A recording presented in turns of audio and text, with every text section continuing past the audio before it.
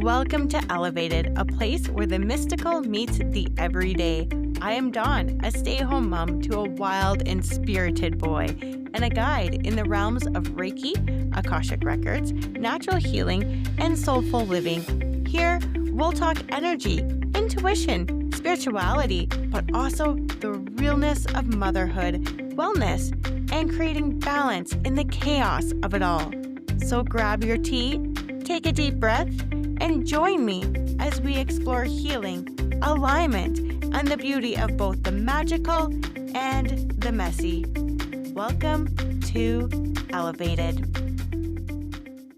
Welcome to Elevated. How are you doing? I hope you are doing so well. I hope you had a wonderful week. I've had a great week, actually. I did some deep cleaning of my house, which was great. Still need a lot more to do. I kind of started and kind of just sort of stopped. Oh, we got chicken eggs in the incubator. We got about 36 chicken eggs. We're going to have some silkies, some frizzles, some mixed breeds that are going to have some gray eggs, green eggs, brown eggs, pink eggs, nice dark brown eggs. I like those ones too. So we did that. So that's kind of fun. Did you know, just random fun fact, because everybody needs to know this on a podcast, when you crack open a colored egg, the inside of the egg will still be the same color as the outside of the egg. Yeah, pretty cool. So that's just a fun fact about eggs. So they've been in since Sunday. So about May 3rd, we should have little baby chicks. I'll keep you posted on them. They're so cute. Oh, I can't wait. I can't wait for my silkies. Not that I ever wanted to be like the person that had like these special breed of chickens, but silkies actually are one of the breeds that go broodiest the most. And it's very stressful incubating eggs. And really the success of them hatching is based on your incubator, humidity, and temperature. So we've got a really good incubator. We got a turner that just keeps them flat like mom would do and rolls them how mom would roll them. So we got the rolling one. We got a good incubator. The temperature is working perfect. We got that figured out. It's the humidity, like the actual humidity of it. We used to have a really great system with it. It was a device that would pump the humidity in, but something happened to it. I think this device was like $200 and we just don't feel like replacing it. So we're just using a humidifier with the tube that we had from the other device and putting humidity in. But sometimes it's not working properly. Anyways, the humidity drops and you don't want that with chicken eggs. The things that you need, heat and humidity and turning of the eggs, that's what makes the babies come. So a little stressful, and it's only been since Sunday and it's only Tuesday today. So once the silky hatches and she's a hen, she's going to go broody. And then that means that she will actually keep the eggs under her and she will hatch them and she will mother them. And it's really easy too when you have the hen mother them because they could be like day-old chicks and the other chickens leave the chicks alone. But when we do it and we put chicks into the coop, there could be fights, there could be deaths even. Like, it's crazy. I'll keep you up on the chicken saga throughout the podcast, throughout this spring, summer season, and we'll let you know how it's all going. If you're new here, welcome. I am Dawn. I am the face of Elevated Soul Healing, and I created this podcast, Elevated, to basically talk anything about motherhood, life in general, spirituality, natural healing, energy healing, all that type of thing. That is kind of my jam. I'm liking it. I'm liking my podcast. I'm grateful that you're here. I'm grateful that you're listening. A couple of bits of housekeeping before we get into our podcast, which I'm hoping you're going to like.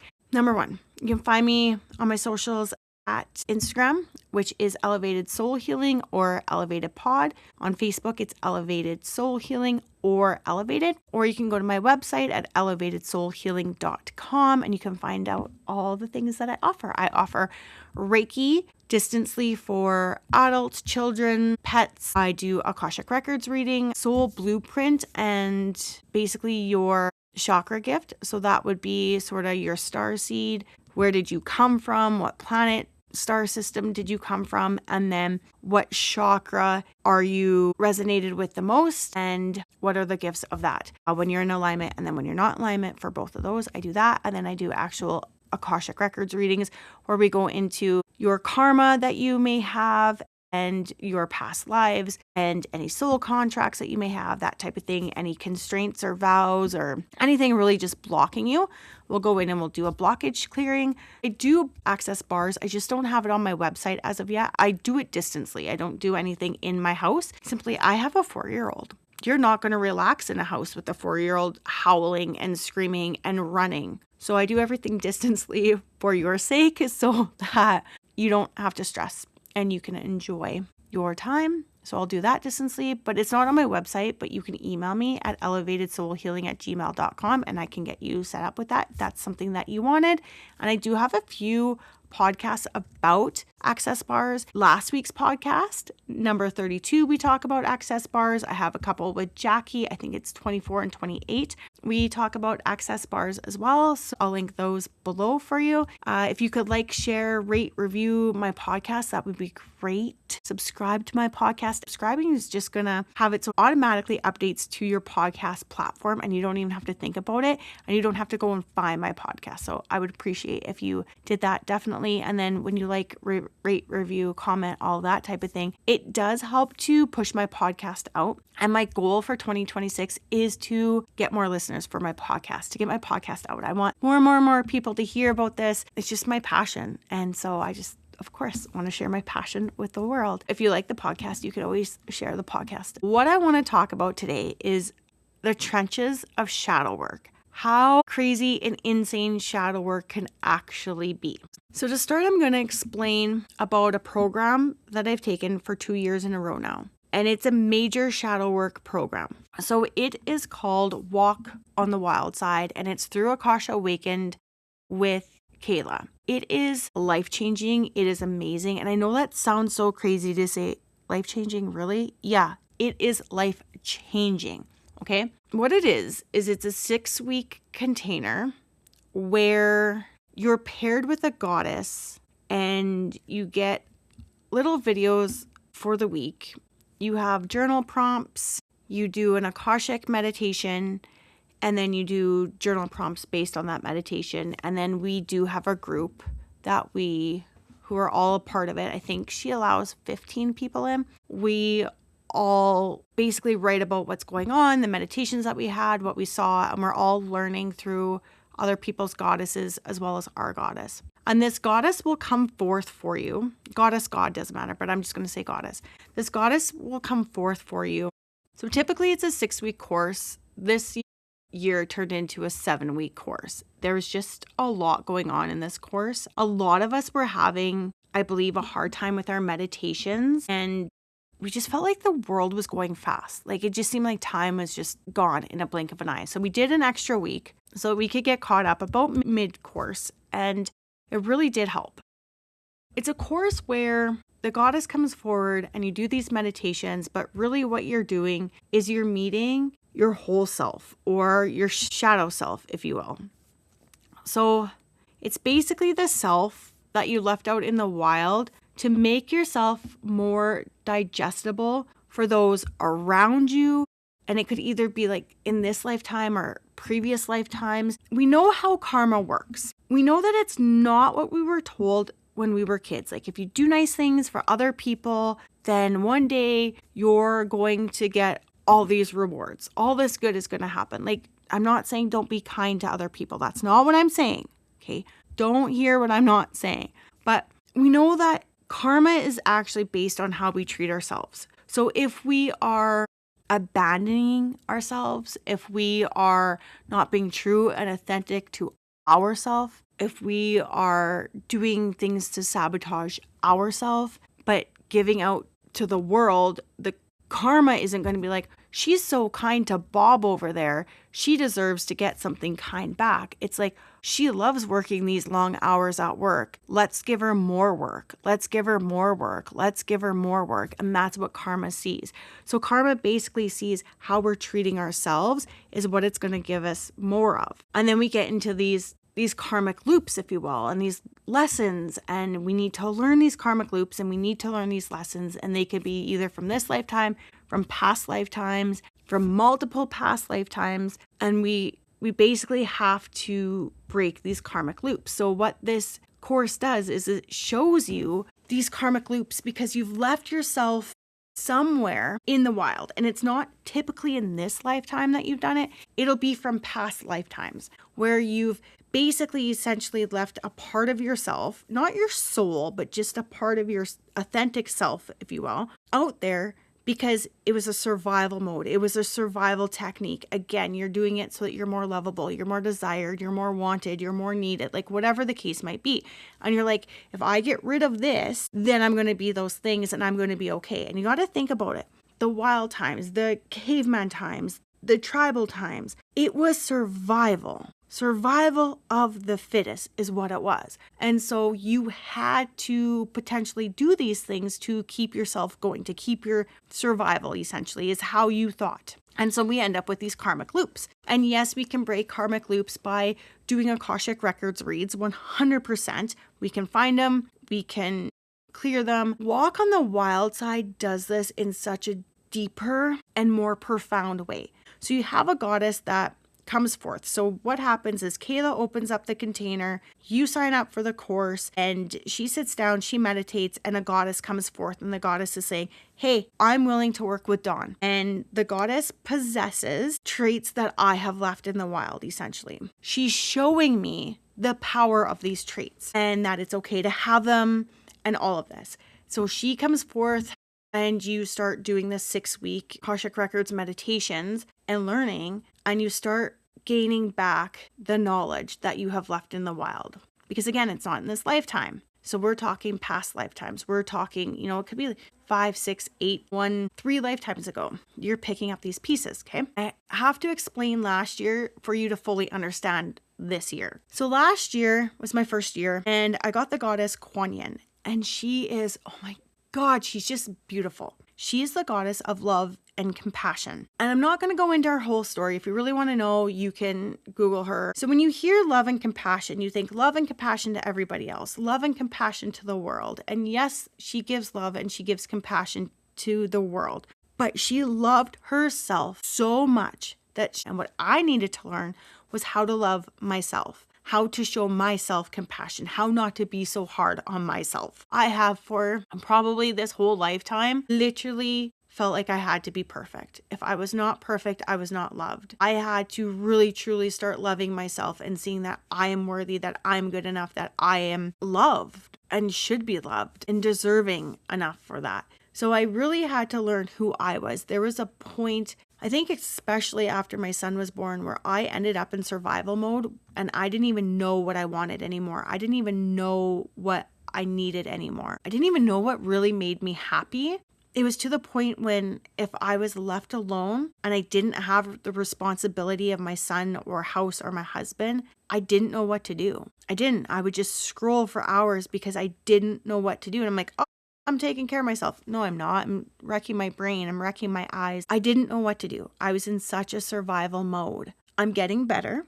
I will say that. It has been hard. I love motherhood, and I'm not saying motherhood is not good in any means, but I lost myself when I had my son because I didn't know how to continue on with the things I loved and wanted to do and raise a son and be there in the way that I needed and thought I needed to be for him. So anyways, I had to really work on my self-love, finding myself. And one of the things that Kuan Yin had told me to do was I had to stop people pleasing. But that's a thing that I've done probably my whole life, definitely my whole adult life for sure. And I really had to start saying to myself a simple sentence of, is this what you want to do?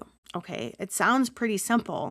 But it would be like, for instance, say my friend called. My friend's like, hey, I want to pop out for coffee. Can I? And you're sitting there and you're like, oh my God, my house is such a mess. The dishes are stacked. The island is completely full of everything. It's the drop-off point, plus where we eat, plus. I have dishes that have to be done.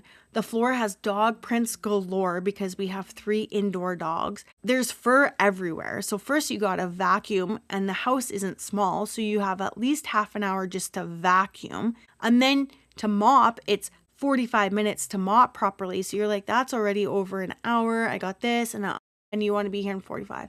Sure, come on out. Not a problem. And then you're frustrated and you're irate and you're running around the house and you're trying to clean everything and you're getting angry and irritable and frustrated. And meanwhile, all you really wanted to say was, no, I don't feel like a visitor today. Sorry, but I just don't have the capacity to even have enough energy to have to visit with you. So then they come and you fake it and you're, oh, whatever. And then they leave and you are massively drained, right? You're just like, oh my God.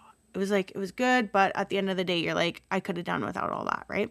So it was to go in eternally to myself and say, do I want them here? And to be able to feel okay to say, no, actually, today isn't a good day. Is there another day that would work for you? Or another time that would work for you? You don't have to be rude, but just saying, no, I didn't have to people please for them. I could people please for myself. And that was the biggest thing to learn. And even with my son, it was the biggest thing as well to learn, is that every time he cries, it's okay that he's crying. It's not the end of the world. It's okay. And to be able to set a boundary and to withhold that boundary and not to cave every time because I needed to people please him because he was getting upset.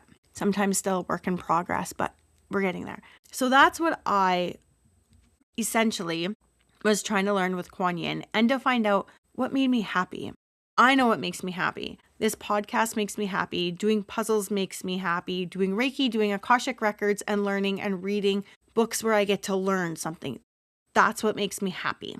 And snowmobiling and being by pine trees and in the mountains and petting my dogs. Those are really what makes me happy. But getting back to that and finding that again and saying, this is who I am. And so I worked with Kuan Yin, and your goddesses will still work with you throughout the year, just not as heavily as they did within this container. And so as this year approached, I was like, okay, I really want to do Walk on the Wild Side again. I'm like, yeah, I really want to do Walk on the Wild Side again. And then it was coming closer and I was hemming and hawing. I'm like, should I, shouldn't I? And I was like, oh, I got to do it. And I was like, okay, I'm going to do it. I signed up for Walk on the Wild Side and waited for my goddess. And the whole time I'm like, as much as I love Kuan Yin, I hope I learned my lesson, because if you do not learn your lesson, you could get the goddess back. And so I get my goddess update and I got Ma'at. And I remember when I got Kuan Yin, and you get kind of a brief overview, I guess, of sort of what the goddess had told Kayla.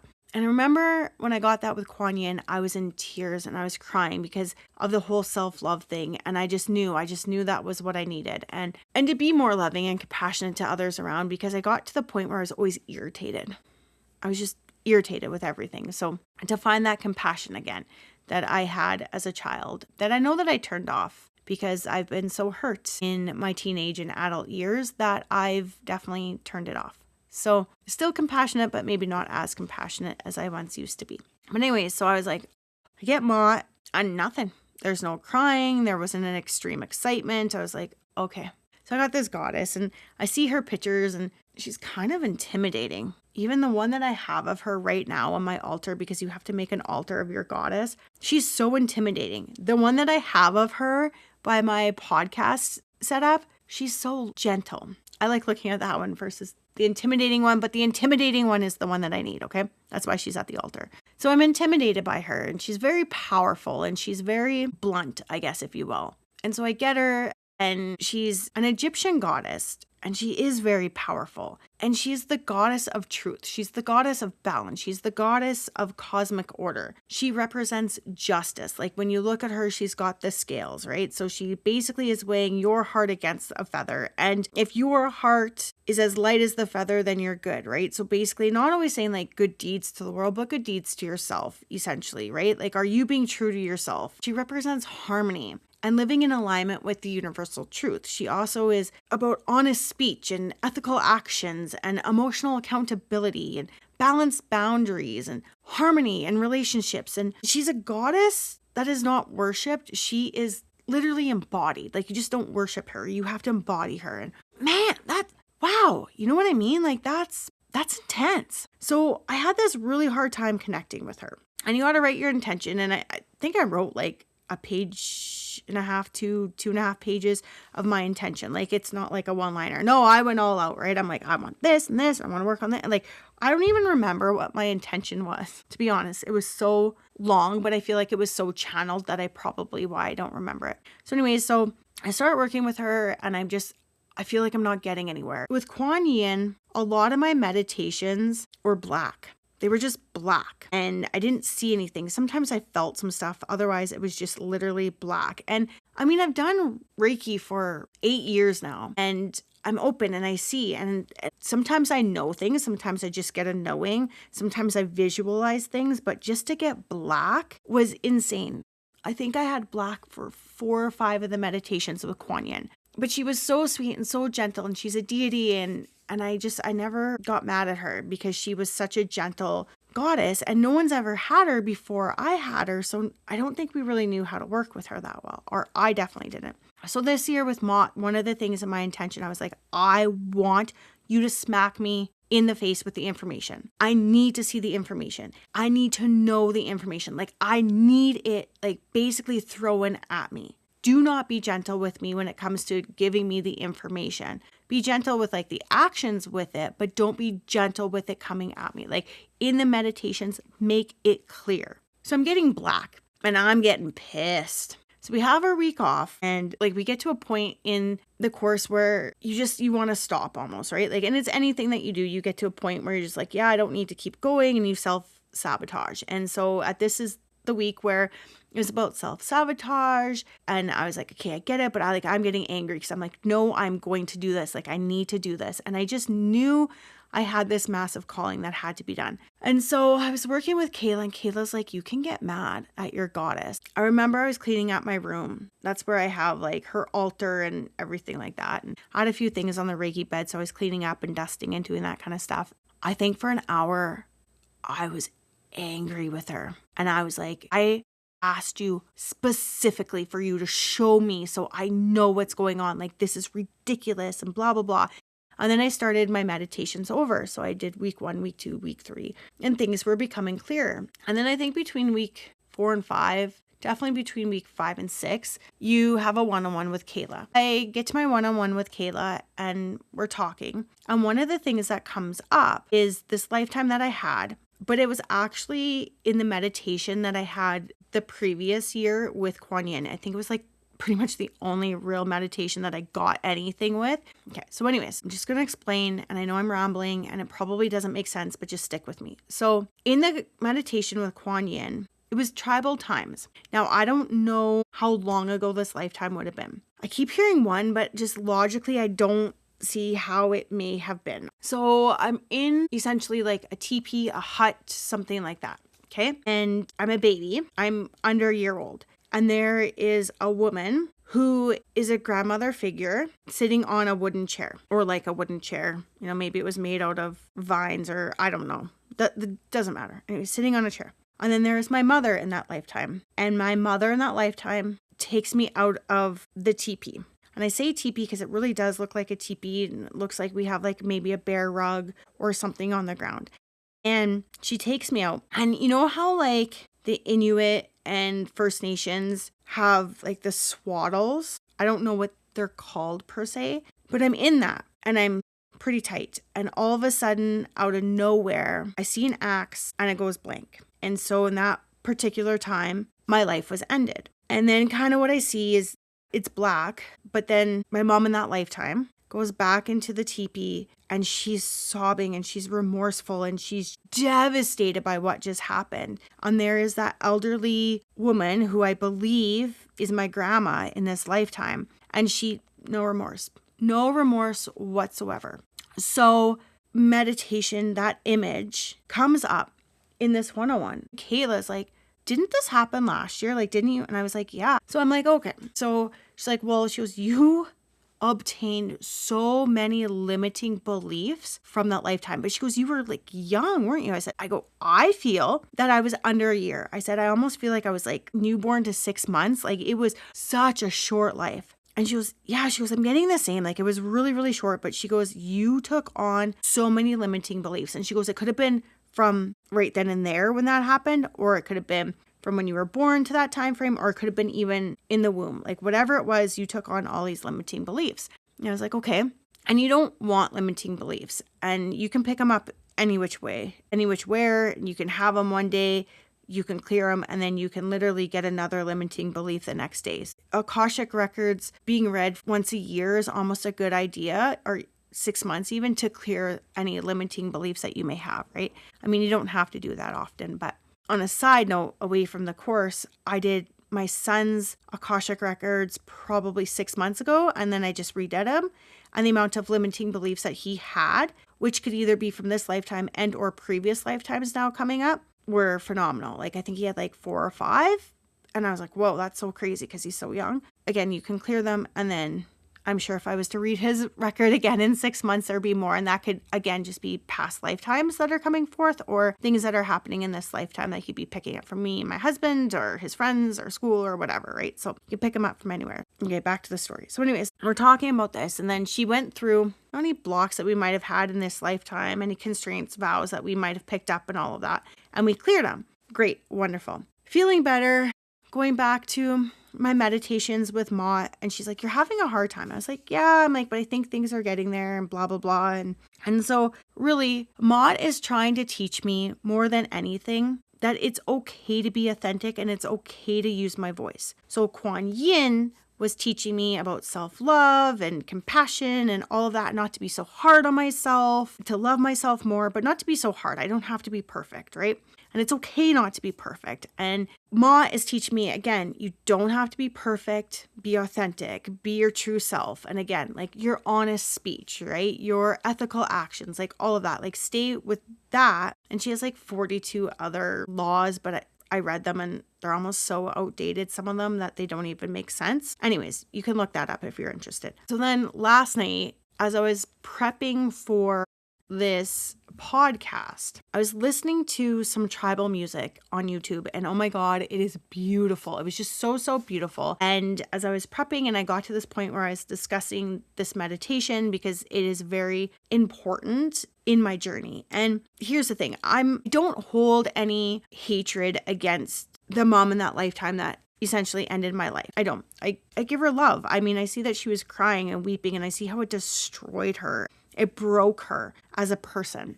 And I see that. And that's fine. My heart right now is giving that soul forgiveness and love and compassion and saying, I get it. I see where you are and I'm okay with it. And I understand that our lives are literally just a journey.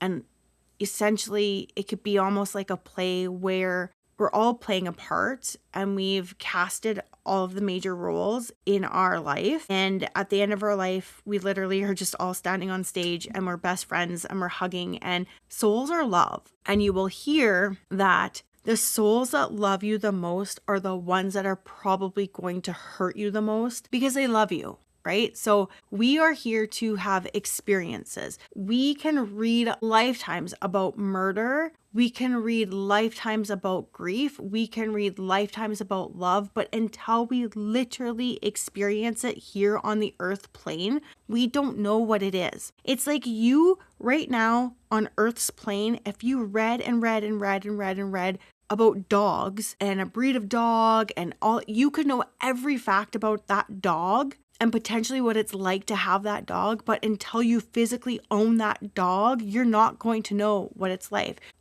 You could read and read and read and read and read, learn, watch videos, educate yourself all on what it's like to skydive, but you'll never know what it actually feels like to skydive if you never skydive, right? So essentially that's what our souls are doing. Our souls are constantly learning about something and then they just want to go and experience it. By no means do I have any remorse, hurt, anger towards that soul that ended my life in that lifetime. The hardest part of this whole meditation that I have is the grandmother. The grandmother sitting there with no remorse, with no feelings, like just cold and stone, basically, is how you could explain this grandmother. And when the mom came back in, the grandmother was like, good, you did it. It needed to be done. I'm like, that was it. And so this whole time that I had this first meditation with Kuan Yin, and for the last year, as I thought about it, because it comes up, just every so often in my head, it'll come up and I'm like, oh, that meditation, I always thought that I was handicapped. I always thought that there was something with me that my tribe could not have me continue on in their tribe because I was a weakness to their tribe. I was somebody that, could potentially harm them in the fact that if I had this illness, if I had this handicap, if whatever the case might be, my tribe would be hindered. If there was a war, if they were being attacked and then they had to take care of me, and then, how many tribemen would essentially potentially end up getting killed because they were taking care of me, trying to protect me type of thing, right? Or, if an animal came after us, and they're trying to protect me, how many of them would be hurt or wounded or whatever the case might be, okay? So I always thought that I had this handicap. And as I was writing this out last night, don't ask me how and why. It was probably because I was listening to the beautiful tribal music that was going into past lives. All of a sudden, I had this massive realization. And so before I tell you what the realization is about the grandmother, I'm going to go into what Ma'at had taught me in one of my meditations this year. So when we're starting out the meditation, we get to see us as our higher selves, when were we our most happiest, our most authentic. So there I am in this meditation, and there's this sort of wall, and I'm sitting on this wall. And at this point, I'm like a high priestess. I'm like a well-known elder, shaman, whatever. I was very well known in the healing community at this point in time. I was very well accepted and loved and cared for, and I provided such powerful healing to everyone around me. Essentially, I think I was like a high priestess, a wizard. I think I was a witch. I never think I was a witch. I don't think I was a witch ever. I think I was a wizard. Anyways, long story short, I see that I'm on this wall and boom, it caves down, right? In my one-on-one with Kayla, it got brought up that I actually was persecuted by somebody that I truly loved when, the witch hunts were sort of happening, right? So there was a meditation then that came up, and I literally see this lady, and I think I was helping her with her fertility. She ended up having a stillbirth with her child, and because of the hurt, the pain, all of that, the loss, the grief, she went and had me persecuted. And I remember I was being dragged out in the middle of the street, and I was essentially hung at that time. I know a lot of people would have thought that I was thrown off a cliff because of my fear of heights, but no, that's another story. I think I've talked about it before, but so anyways, so there's that persecution that happened, and I'm like, okay. So I'm dealing with that through my meditations and everything like that. And you got to kind of forgive the soul for that. And I was like, yeah, I could see it. I could understand it, and I could forgive them. And then as I'm going through and I'm writing this podcast and the notes of this podcast and the meditations that happened, I was like, and it clicks, and I am crying, and I am beyond even now emotional. And I see the person that had me persecuted in the one lifetime is the grandma in the tribal lifetime. And I realized that my life didn't end because I had a handicap. I realized that my life ended in that lifetime, and my mom in that lifetime had to do someone else's dirty work. And the grandma was so fearful of my soul, and she knew and didn't trust my soul because she was the one that had me persecuted before.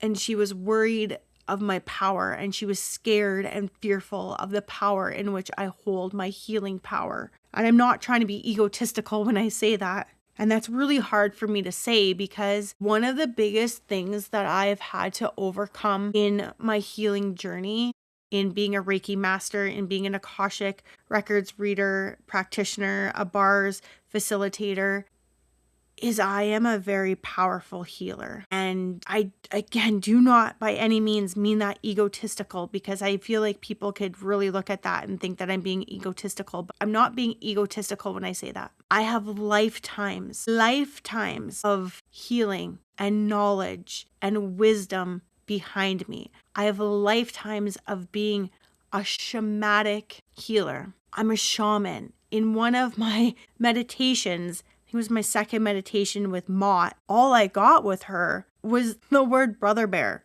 movie Brother Bear. And I was like, are you serious? This is what I'm getting? And then lights that touch the sky, if you've ever watched the movie, essentially the Northern Lights. And I was like, are you serious right now? This is what you're giving me? That's my whole meditation. Meanwhile, people are having extreme profound meditations, and I was like, that's what I get. Hey, that's what I get. And I was just, oh God, I remember I was so mad. But I did watch Brother Bear. It's one of my more favorite Disney movies. So I after that meditation was like, okay, I guess I gotta figure this out on my own. And I watched Brother Bear, and there's a shaman, and I really related to the shaman, and I really related to Kenai, who is the boy that turned into a bear, and his totem was bear, which is love. And through all of this, I now do shamanic journeys. I've been doing shamanic journeys for quite some time. However, they were always black. A lot of my black boxes is because I'm afraid of getting out of my black box. I'm afraid of showing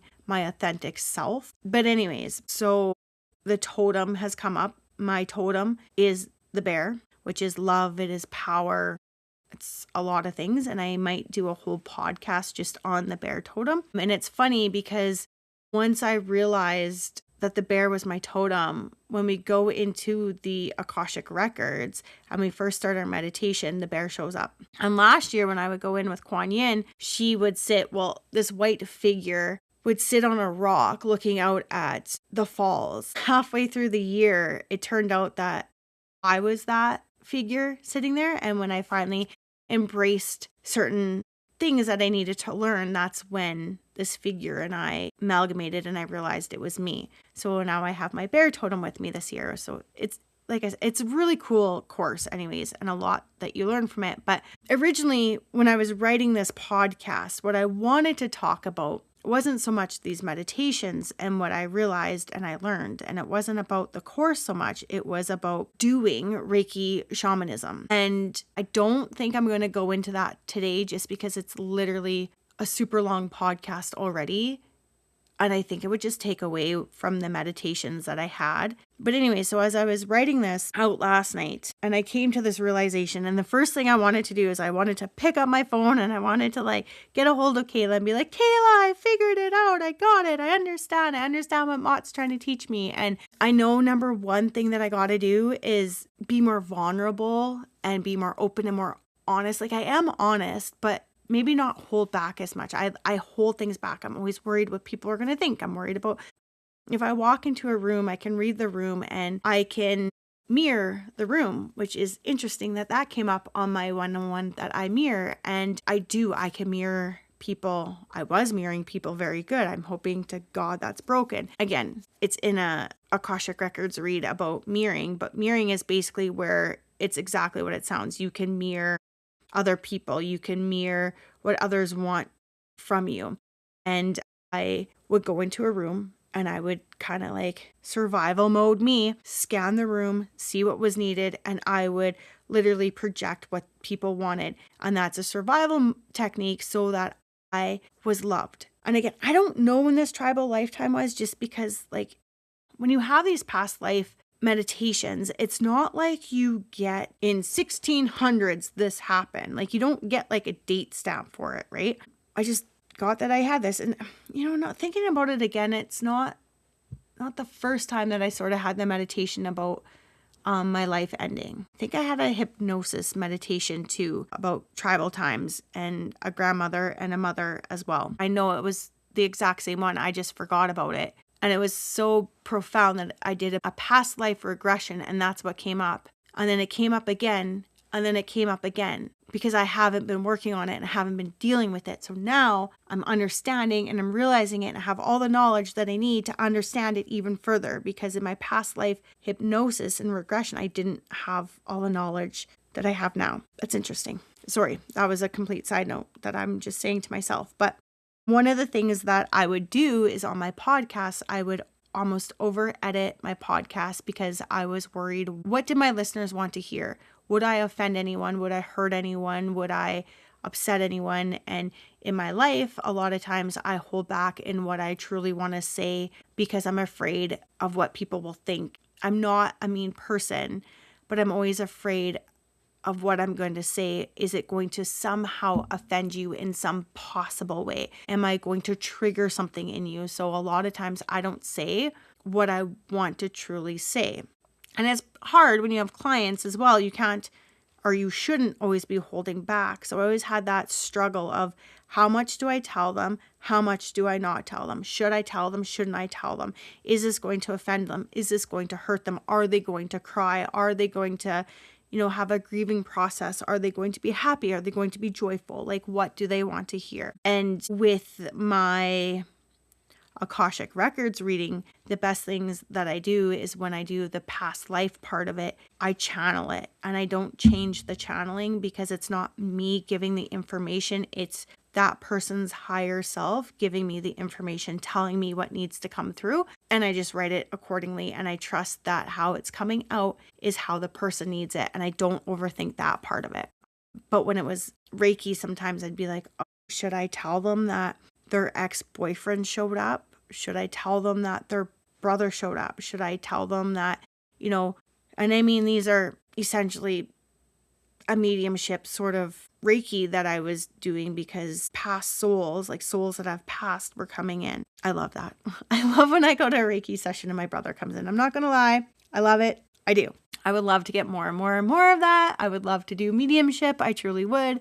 It's just so healing and beautiful and profound. But what I'm really finding with Ma'at is my biggest block, I think, is realizing that I'm powerful. And what intimidates me about Ma'at is her power. Is when I look at her, she's powerful. And like I said, I have the one picture of her on my altar, and she's intimidating because she's so powerful in that picture. She truly is. And then I look at the gentle souled Ma'at that I have, and I'm like, oh, I just, well, yeah. So my walk on the wild side, finding my shadow self, as much as these meditations help, because sometimes they're hard to see. Yes, I understand. Like seeing that, obviously at first I'm like crying. I remember when the Kuan Yin showed it to me, I was bawling. I remember for the rest of that meditation, I was in the black box and I was bawling and I was bawling and I was bawling. And when it got brought up this year, I was okay with it. I mean, I processed it and everything. But even yesterday, when I realized the grandmother in that meditation, when I realized how, there was another past life with her, and how many more past lives have I had, and how many more limiting beliefs have I gained from her, and all of that kind of stuff. And it's stuff that I have to work out. I haven't done yet, but it's stuff that I have to work out with. But that was just such a overwhelming realization, because now I can heal from it. And the number one thing that Kayla always says is reveal it to heal it. And I truly believe that if we can reveal something, we can heal it. So from now I can say me having that fear of being powerful is because I was persecuted, is because that grandma was so afraid of me and my abilities and my talents and my healing powers that she literally had my life ended. And like I said, there was no remorse. My mom in that lifetime was bawling and crying and remorseful and grieving. And the grandma in that lifetime, there was no remorse. There was nothing. She watched me get persecuted the other time, my soul get persecuted. Obviously, she just, for whatever reason in this lifetime, obviously didn't know that I was like that person or that soul, but just had that inkling that it had to be done. It had to be done. And so it's crazy. It's so crazy. So now I should probably go back into Walk on the Wild Side, do the meditation where you have to sit around the table, you have to forgive them. And I do. But just to clear it. But now I can move forward and know that the fear that I've been having, or the doubts, it's not even fear, but the doubts aren't mine. They're not of this lifetime. They're nothing. And I'm hoping with all of this and speaking this into truth and putting it out there and being so vulnerable with this, that A, that I can move forward, but B, that I can start obtaining the dreams and the desires and the wishes and the hopes and the wants that I have for my career and my business with elevated soul healing. You want to know why it's called elevated soul healing? Because the stuff that we are doing is deep. It is for the clients that are really, truly ready to heal. I mean, we can do the light healing. We can, and I would love to do light healing.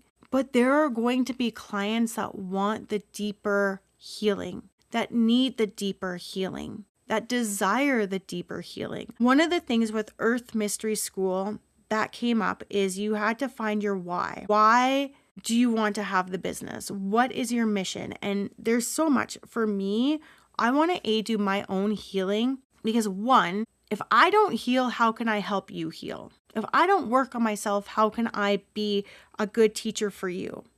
I have to live through it, experience it, so I can help you with your healing. I want to heal my karma. And one thing that I have said to my husband to his face is, I have said, if you do not want to work on your karma, if you do not want to work on your soul lessons, if you do not want to do the work, I will not come back and be your wife in another life to go through this again. I said, you are going to have to find somebody else because I am not putting myself back in this position. And it sounds weird. And I would say that to him. And my true belief is, in this lifetime, I want to heal as much as I possibly can heal. How many past wounds can I heal? How many limiting beliefs can I heal? How many contracts and vows and constraints that are holding me back, karmic loops, can I heal? Because by healing those, I am making my next lifetime easier. Where you leave off in this lifetime is where you are going to pick up in your next lifetime. If you do not do the work in this lifetime, you have to do the work in the next lifetime. How many times do we hear people say to people, especially parents to children, why do you have to learn the lesson the hard way? You're always learning the lesson the hard way. Then they become adults and they're like, I always have to learn the lesson the hard way. I don't learn the first, second, third, fourth, fifth time. And it gets harder. The first lesson isn't that hard. The second lesson's a little bit harder than the first, and it keeps amalgamating until boom, one day it is so intense. I don't want 20 lifetimes of the same karmic loop. Life is already hard on this earth. Why would I want to, having this knowledge and knowing, want to make the next lifetime harder? I don't. So knowing that if I don't do the work in this lifetime, I'm going to have a harder time in my next lifetime, I want to clear that for myself, but I want to help you. I want to help everybody to clear their karma. So it's not so hard. I look at people differently now that I know the Akashic Records and what I know about karma and all of it. And I look at somebody and I'll look at them, and especially if they're like nearing the end of their life, and I'm like a lot of lessons were missed in this lifetime. I can look at a person's body and I have the ability to feel a lot of energy. And it's not something I boast about. It's not something I talk about. It's just something I just do internally. And then I, have empathy for them and compassion for them. And I feel for them because I know the next lifetime they have to come back where they left off. And I'm like, God, if you don't get that figured out, if you don't figure out that self-love, the self-worth, the next lifetime you're going to come in and you're going to have self-love issues. You're going to have self-worth issues. You're going to have all this. And oh my God, I just feel for the people, And then I look at my life and I'm like, I don't want that. So I have this beautiful, beautiful son. And his soul is so beautiful. And I'm so blessed, for Kayla, because she has done readings. I think they're soul path readings. And she did one for myself, for my husband, and for my son. And I had her do one for my son because I was like, I need to know kind of why, like, what's his mission here? What are his lessons so I can help him? Not take away his lessons, but so I can help him. Even me being an Akashic Records reader, and I can go in and I can find his starseed and I can find his chakra gift and I can look at it and I can say, okay, in this lifetime, one of his biggest things is going to be self-worth. He's going to have to work on self-worth. And so it's something that I really try hard just every day to show him his worth. And I'm not great at it. There's a lot of times where I'll get busy cleaning. I'm like, hey buddy, just go play, just go, and then I have to stop and be like, his self-worth, you're not helping his self-worth right now. And so I have to work on that for him, to be that parent, to show him that he's worthy and that what he says matters and what he needs matters, right? So definitely working on that. And it's not maybe going to be my husband and I that's going to hurt him so bad. Maybe it's going to be the outside world, and it's going to be able to show him that he is worthy and that he does matter. And ever since he was little, and I've talked about this on other podcasts too, ever since he was little, I have always had the feeling that I had to tell him he was safe. He would cry at night before going to bed and be like, you're safe, you're loved. And then it went from you're safe, you're loved, you're needed, you're wanted, you're seen, you're heard, you're significant, you matter, you're worthy, you're enough. We are proud of you. You are loved for who you are, and you are perfect the way you are. And I tell him that frequently, and it just came up over time with him because I just felt intuitively that he needed to hear those words. I don't do it all the time, but sometimes I'll say it to him, and you could tell. And I'll be like, who's the greatest kid in the world? He's like, me. I'm like, who's the worthiest kid in the world? Me. And he's still small, and a lot of his world revolves around him. But there's going to be a day when things change, and he's going to pick up other belief systems. And it's when that happens to help him with that. And so again, I look at it and I was like, knowing what his biggest issue in this lifetime is, I would love to help him as much as I possibly can so that when he is ending this lifetime, when his life comes to an end, he does not have to pick up where he left off. And it doesn't mean like if you leave with a disease, you're going to come in with that disease. That's not what I'm saying, right? So it's not like if you died of cancer, you're going to come back and you're going to have cancer in your next life. That's not what I'm saying. What I'm saying is we have these karmic loops, and the karmic loops are what keeps our lessons going. And until we learn that lesson, we cannot move forward. It is no different than in this lifetime. Until you learn that hard lesson, if it's constantly overworking, until you learn that you can't just overwork and you have to stop and have fun and be true to yourself and have joy. And sometimes it's not like just throwing all of your responsibilities to the side, because you can't do that. But can you find joy for 5 minutes that day? The next day, can it be 6? Can it be 7? Can you stop working and just focus on joy for 7 minutes? And maybe you make that your priority and your focus. And once you can learn that and you can have that balance, then the karmic loop can be fixed, and then it's gone. So that's my passion. That's my why. My other why is ancestral trauma, generational trauma. Like, let's clear the stuff so we don't have to carry it. I shouldn't have to carry what my ancestors carried. Like, it's just, a lot of our limiting beliefs aren't even ours. And if you go back to, my podcast number 28, where I'm talking to Jackie about being you, again, some of this stuff isn't even just in this lifetime. It could be brought up from past lifetimes that it's just not us. Let's clear that. Let's get rid of that. And that is my why. That is why I'm doing this. And so I really felt compelled, as much as I was sitting down when I was writing this podcast out and making my notes and everything I was doing. And I was like, okay, we're going to talk about Reiki shamanism. Side note, we'll talk about that another week. But as I was going through and I was like, okay, well, to bring up the Reiki shamanism and how it came, because it actually came because of Walk on the Wild Side and because of Ma'at and all of this, really what happened was this massive realization that I had with this extreme, profound past life where I have all these limiting beliefs, constraints and vows and everything that came from it, and what's holding me back and all of my karmic loops that I have to work on. And it flowed, and it's what it is. And I knew when I left my studio last night from making my notes, I knew that Reiki shamanism was probably not going to be talked about, and that I had to talk very deeply about what I talked about tonight and about the shadow work that we need to do and how it can throw you. And trust me, there are tears and there is joy and there is anger and there is fear, and it's literally so many emotions. And as you're walking through it, it is hard, but when you come out, it is the most beautiful thing. So if you remember, I've talked about how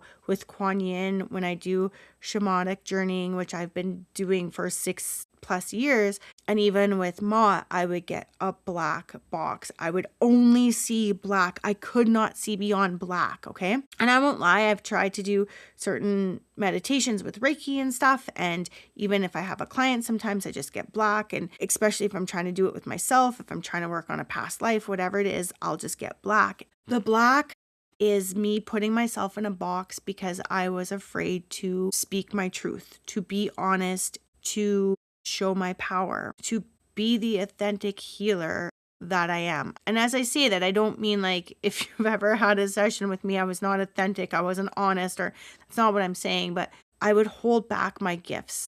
I had a lot of fear and I was afraid of being that powerful healer. I once had a lady that she had an extremely powerful healing session with me. She was a psychic and I was working with her, and the healing was extremely powerful that I was doing the Reiki, and communication stopped. A whole bunch of stuff was going on. And at the end of the day, I believe it was my subconscious stopping it because I was fearful of what I heard, fearful that if it got out there, potentially I would be persecuted, fearful if it got out there, someone would end my life. Now I wish that I could get in contact with her and be like, hey, want a Reiki session, and just, do my Reiki and make it profound. But part of it too is Reiki shamanism is a very, very deeply powerful healing modality because you're combining two modalities, and there's a lot that goes into shamanism. And I know I'm a shaman. I've known it for quite some time. I've had a draw to the shaman culture and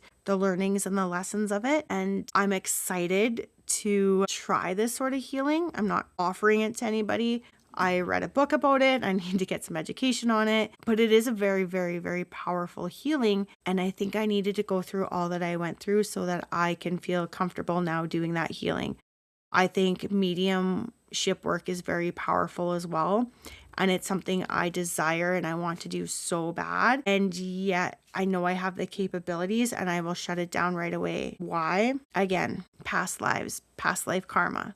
There are things where, we can think about, we're afraid of heights because we're going to fall and that was because of a past life, or we're afraid of water in this life because of whatever. If you are afraid of water in this lifetime, guarantee you 100, well, I can't guarantee 100%, but probably 90% of the time, well, A, you drowned, for starters, but was it because you were persecuted? In the sense, you have a witch wound with it. Is that why? My husband's a Pisces. He is afraid of water. And I just looked at him and I know his intuition and I know how powerful he could be. And I know what his purpose in this lifetime is. And I just said to him, I said, you were a witch, wizard, whatever in a past lifetime. And you were essentially persecuted by being drowned. Hopefully, as I do this work more and I talk about it more, start working on it. And he'll be able to grace the world with his gifts because I'm blown away by him. I really, truly am. And I'm his wife for a lot of reasons in this lifetime.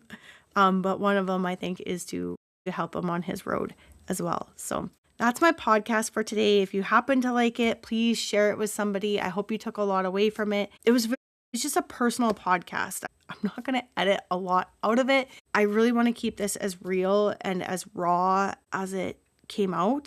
It was a lot of me just talking. I had notes and then I just went off the rails with the notes. So I'm sorry if it's longer. I like to talk. Thank you so very much for being here, for listening to my story. It's one I knew that I had to do. And I knew I was always going to do a podcast about Ma'at and Kuan Yin. I just didn't know how it was going to come out. And I've sat down for 3-4 weeks now and I've tried and I've done so many different outlines and I was like, oh, we're going to go this way. We're going to go this way.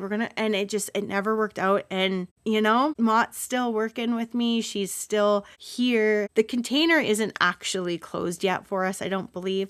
I think it's still maybe open or maybe it just got closed. But essentially with all of this, I have the year to work with her and I'm really excited to see what other lessons are going to come up and other things that are going to come. But this was my aha moment.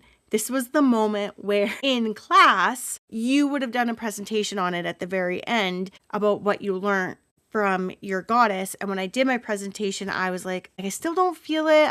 And then last night, I feel like a lot of my aha moments came around and I see it. And I'm grateful for her. I'm grateful for the course, Walk on the Wild Side.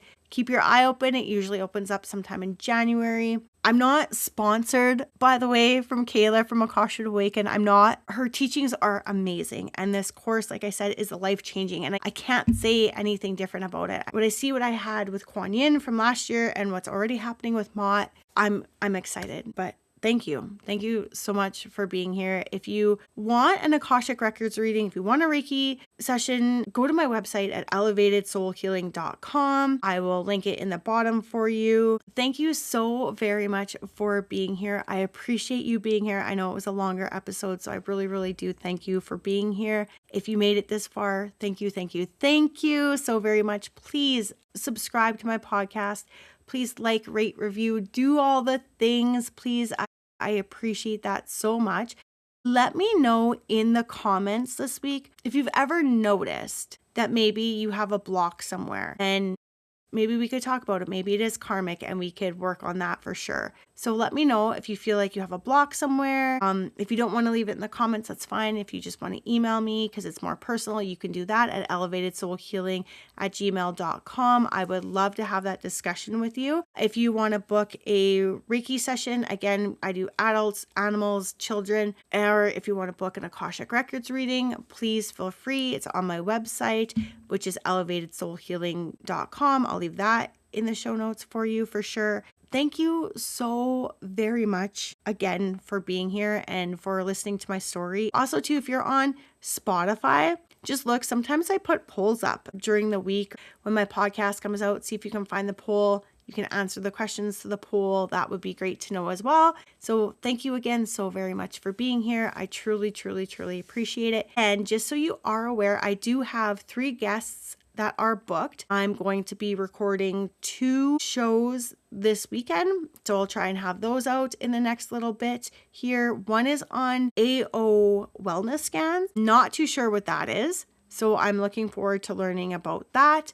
And then there are a couple of podcasts that are going to be coming out with my guests that focus more on the women side of things. So like fertility and birthing, and one's with a doula, and then one is actually with a massage therapist that deals with women while they are pregnant, and like prenatal massage and then postpartum massage, that type of thing.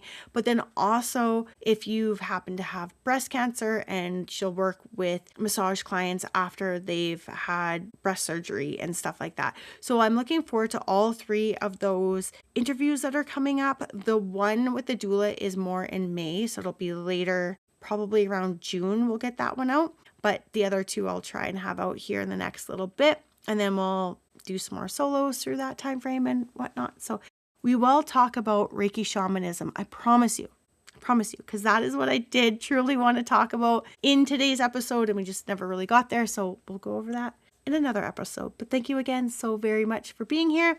Thank you, thank you, thank you.